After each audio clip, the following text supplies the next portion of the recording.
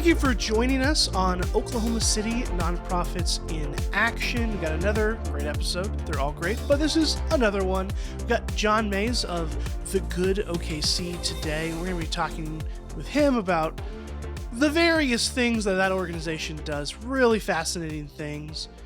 Before we begin, though, I do want to pause for a brief word from our sponsor. This episode is brought to you by Podcasting for Good with Theophany Media, the creators of this very show, and founded by me, Jake Dobrins. We are a strategic partner to help bring podcasting to life for nonprofits and mission-driven organizations. We're a full-service agency that can help you from the production to the editing, all the way to the marketing and to the growth. To learn more, go to podcastingforgood.com. Jon Mays, thank you for being on the show and talking about this organization that maybe not a lot of people have heard of. Maybe they have. Mm-hmm. I've heard a lot of other nonprofit leaders say good things about what you're doing. Oh, well, that's great. Yeah, they appreciate that. Yeah, and so we'll get into the expanse of all that you're doing, but let's just focus on the individual to start out with here. Sure. Talk about somebody that you have served, that you have worked with, that has seen their lives transformed through the kind of work that you do. And then we'll zoom out. Yeah, we'll talk about Austin today. So Austin's really our manager at TBD Thrift, which is in Moore. And so he's somebody that we met back at our previous church, kind of grew up around him, or he grew up around us. I'm much older than he is. But essentially, Austin became justice involved, had some challenges coming out of that. The things that led him to be justice involved, he had to overcome as well. But the accumulation of all those things made it really difficult for him to find steady employment in Oklahoma City. And so one of the things that was really important to us is that we would create dignified income opportunities for our friends who have been overlooked and under-resourced. And Austin fit that bill. And so he came on with us, probably about 2 years ago, just as an hourly team member, but quickly became somebody that is overseeing just inventory, sorting, training. He's working with our AARP volunteers, just does a fantastic job. And so he's gainfully employed full-time every single week. But also, like, when Austin talks to us, it's just like the empowerment, just the fact that he's running social media. He's like, he gets to be kind of the face of TBD and more. And he's just doing an absolutely great job. But at the end of the day, it's just the fact that he's got livable income coming in every 2 weeks, but also like the responsibility and the dignity that comes with, people seeing that you're much more than whatever the worst period of your life was. Absolutely. And you've got a whole lot of runway left to do some really cool stuff. So that's Austin. Well, thank you for sharing about Austin. I love stories like that. This podcast has kind of accidentally become a podcast that talks about, hey, people can change, lives can transform. They just need resources and community and things like that. What do you know? Like, there can be a real beautiful transformation like that. Mm-hmm. So thank you for sharing that particular story. Let's go wider here. Sure. What is the Good OKC? That's a great question. And then let's talk about the parts and pieces of that. Yeah, the Good OKC really exists to help people connect to their authentic goodness, like their inherent goodness, to connect into authentic community, and then to essentially co-create a better world through love and action. And so if you can read between the lines, like, I'm a person of faith, but this really exists for kind of our demographic, or what you would call the spiritually nuns, duns. And I think there's a new one that just came out, which is kind of like, they're unsettled. They're like, we still believe, but institutionalism is not our thing. Okay. Yeah. And so, but like, we can intersect with folks that have no faith whatsoever, because we're just really comfortable in making friends. Like, that's kind of our tagline: making friends, sharing gifts, and living stories. We want to talk about discipleship. You got to make a friend first. And so that's what we do. One of the ways that we do that, we're just kind of an upside down faith community. We just do things a little bit differently. I'm not saying better, not saying worse. It's just like, kind of what we do doesn't exist a lot out in the wild. I'm sure there are other people doing it. I know there are other people doing it throughout different states. But as we receive, people like to give. Like, people will the traditional tithe will even come to the Good OKC. And so one of the things what was really important to us and even some of our former partnerships was that we would take that funding and think through like if what would like the earliest church maybe do with stuff like this. Sure. And so we started thinking through like, well, I think it would look like helping people get back up on their feet. How do we truly serve the community where we are? And so that got us kind of meddling into social enterprise. So we got mentored by Whitney at Curbside for a little bit. And what we ended up doing is we had TBD Creatives, which was candles and home goods, lotions, soaps, etc. And then we also had like a little kids boutique that we did for a while with upcycled clothes that some of our Afghan refugee neighbors were making for us. And so eventually the kids boutique wasn't working out, turned that into a thrift store, but essentially everybody that works for us is somebody who is coming out of the margins. And so the folks that were working with us in the candle lane were folks that have overcome homelessness. And we embedded a candle studio right at the Pershing Center with City Care. So the people that we would train can clock out on their phones and literally walk upstairs, and it eliminated the need for a bus pass, a car, or just the lack of commerce and job opportunities over there on that side of town. So we created that for them. Since then, we've actually given that portion of TBD to another nonprofit here in the city. I would love to tell you about it, but I don't think they've done the press release yet. Got it. So you can keep an eye out for that, but TBD Creators is still very much functioning. You can still order your candles on the website and all that stuff, but we've got some really exciting news coming around the corner regarding that. Well, I really like this concept of dignified income, dignified employment. I didn't encounter that term until encountering your organization. It makes sense, right? Like there are people who have barriers to a traditional income in some way. Well, what if we provide a path where those barriers aren't there, where we can look past some of these things, or we can, like you said, work with, can't get the bus pass, so let's work right where you already are. I just think that's brilliant. And I think it's such a good need in our world, in our community. Are other people doing that? I mean, so like when you think through Curbside, Restore Farms, Restore OKC does it as well. Those are the two that just do it really, really well. And I'm sure I'm missing some. I apologize if you're listening to this and you're like, we literally taught you this and I forgot you. I'm sorry. There's a few different places that do it, but the whole idea is like, how do you pay somebody above minimum wage? How do you even pay them maybe above their skill level? Because like the idea isn't that we're not trying to get rich. We're not trying to make money. We're trying to just redistribute wealth through capitalism, right? So people are choosing to shop with us and we're like, great, we're going to take that markup, and instead of investing in, high level salaries for, not that we would have a C-suite, but like for everybody else, it's like, how do we create more margin for our neighbors? You're not taking in like 20 bajillion times what the lowest employee is or anything. Yeah, not at all. Yeah. So I don't take a salary at all from either the TBD places. They're completely on their own now.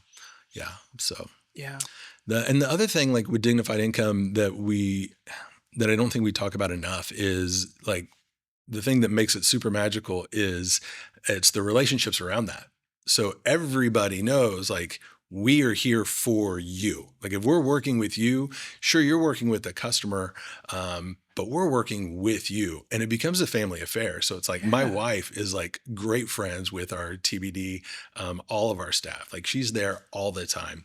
Our kids hang out there. They volunteer there.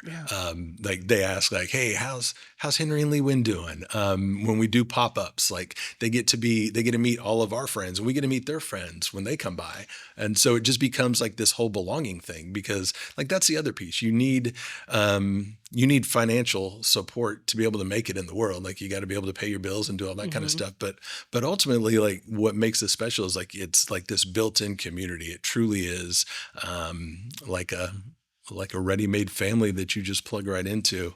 And that's most of the feedback that we get from our team members is like it's the relationships that we really like.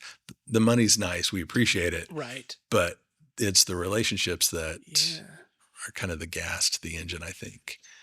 Well, a lot of companies say, "Oh, we're a family here," and but are they really? I don't know. But you've made that very intentional, and Hmm. I respect that. And that's a different kind of nonprofit. I mean, maybe I think it's really just I was naive about the amount of nonprofits that are just throwing clothes at people or throwing money at Hmm. people, when truly the best ones are somehow involved in relationship building, Absolutely. Yo, 100%. because that Actually, transforms people. every nonprofit that I know in the city, and I know several, Yeah. if they had the capital, they would invest more in the relational side than they would in anything else. It's just funding is so limited. Yeah. But That's they fair. they know, every Mhm. single one of them knows, like, relationships, and they're the ones that taught me, like, through my previous role, that, Right. like, relationships are the key to any type of success and overcoming whatever challenge, like social challenges people have. Without relationships, it's you can give them all the resources and all the tools, the success rate is just low. Yeah. No, that makes sense to me. So you already kind of teased it. What's your origin story here? How did you come? How did this come about? How did you get Oh here? gosh. So didn't live my life to be a pastor by any type of means. Was pretty wild growing up, and then kind of set my life on fire. And I didn't Okay. realize how on fire it was until I was writing a screenplay for a friend of mine out in LA. Needed, and I was writing it around like organized religion and not in a positive light. And so I Mm, needed to do some research. My wife actually had started attending a local church here in town. Done the whole raise the hand thing, accepted God thing. yeah. Yeah. Yeah. And I was like, okay, you've been asking me to go, I'll go. So I went, and the second time I showed up, I didn't get the information I needed. I was trying to find dirt. I didn't really find a lot of dirt. Mm, And people were like genuinely nice. And so the second time I went, I came to faith, okay. just barely, like literally just barely, like a faith of a mustard seed type thing. But it stuck. We became fundamentalists in the things that made sense to us. A lot of things in scripture didn't, but caring for the least of these, orphans, widows, That's all sick. over the place. Yeah. Sure. And so I was like, that makes sense to me. So we quickly started fostering, adopting, getting to meet the families of the kids that we were fostering and really working towards reunification. Honestly, I think I was formed more spiritually through that type of work, which would be kind of considered nonprofit work, which to me, I was like, this is church work. Yeah. And so that's how I was kind of formed. And so this was just a natural progression. Eventually I left the organization that I was a part of, that church. I was a pastor there for 10 years and wanted to do a different expression, something that was much more authentic to kind of how I had been formed and what I thought, um, like our city need. Like when I say city, I mean individuals. What people need proximity to people that they don't know and they don't understand, Hmm. because it changes the way you vote. It changes the way you think about local policy. It changes the way when it's not an issue, but it's like, oh no, that I know Henry. Yeah. Like I know Henry. Like no, I wouldn't want that for Henry. So it's no longer an issue. It's a person. Sure. And so that got us thinking through, how would we do church? How would we do community? How would we do gatherings in a way that would um, support that type of proximity and encourage that type of proximity, um, and trust that type of love and action will inspire other people to live in that exact same way. And that would be the thing. Like we don't have programs. Like we don't have a 5-year plan. We're just going to love the people in front of us and trust and hope, because we're working with them, that they're going to love the people in front of them, and that this would just be something that is a ripple effect and Yeah. eventually changes the fabric of our city.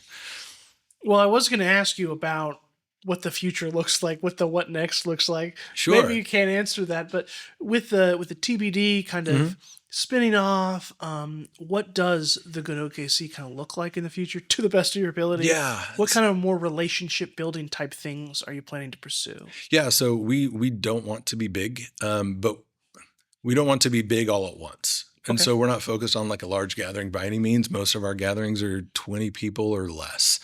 Sometimes we'll have 6 people. And yet the conversations are just as good and the relationships are great. So really what we want to do is we want to help other people kind of figure out how you can do some of these gatherings that are super inclusive. And what we mean by that is what makes us different from a lot of church spaces.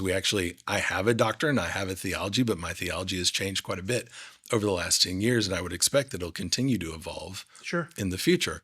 So, and anyone that comes in, they're going to come from a different place. And so we actually don't gather around doctrine. We gather around values. We just ask that you embody curiosity, hope, mutuality, belonging, and proximity, which means like this is how you're going to show up in the world.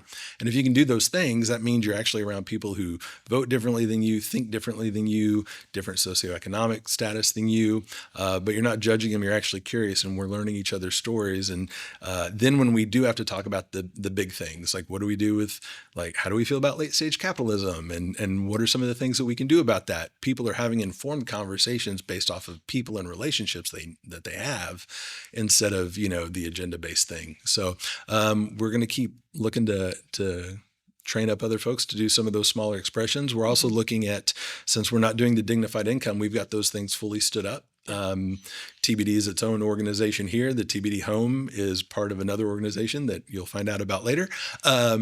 So we're looking at like how we're going to use our funding is we're thinking through different ways and doing some research now.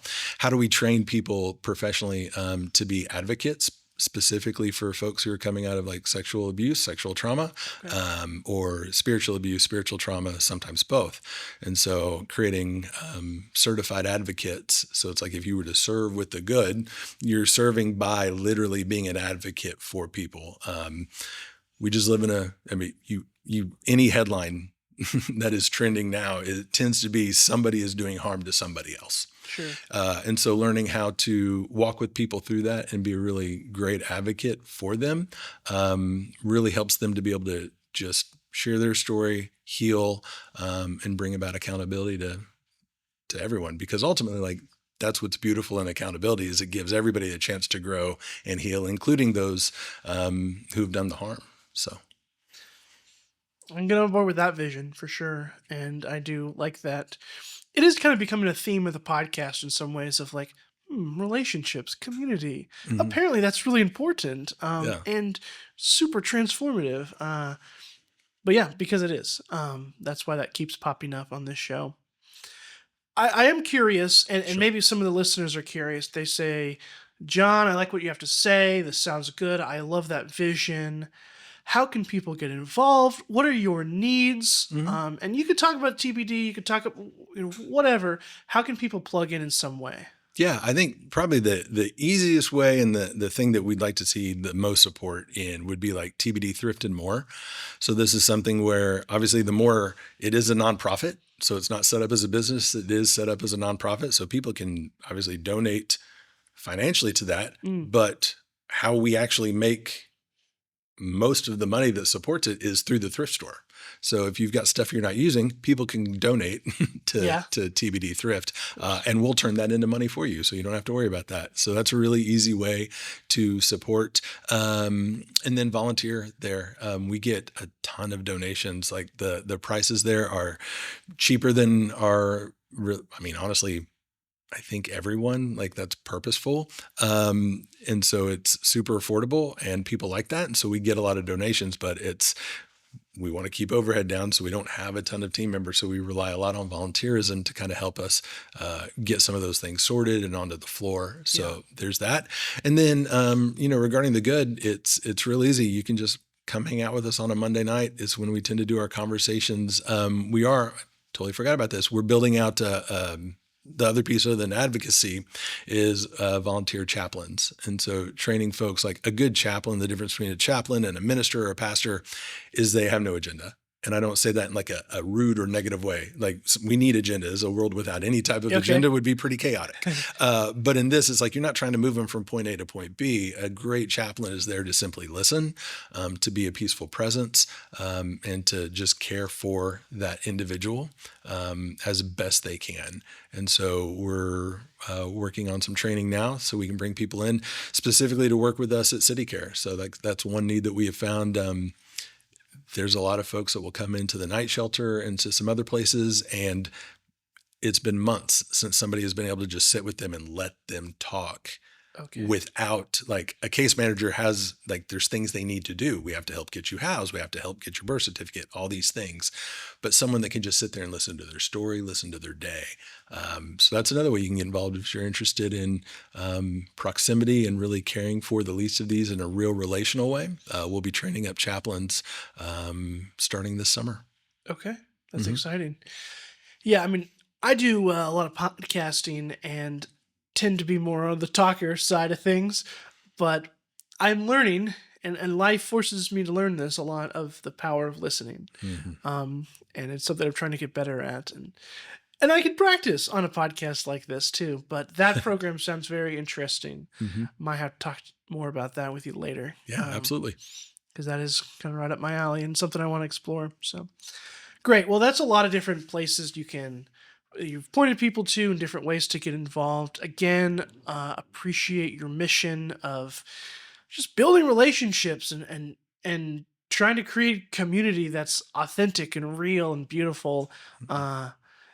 Big fan of that, and I appreciate kind of you spearheading this and then letting it kind of go off on its own, and that's a good attitude, a good humble attitude to have. So thank you for that. Of course.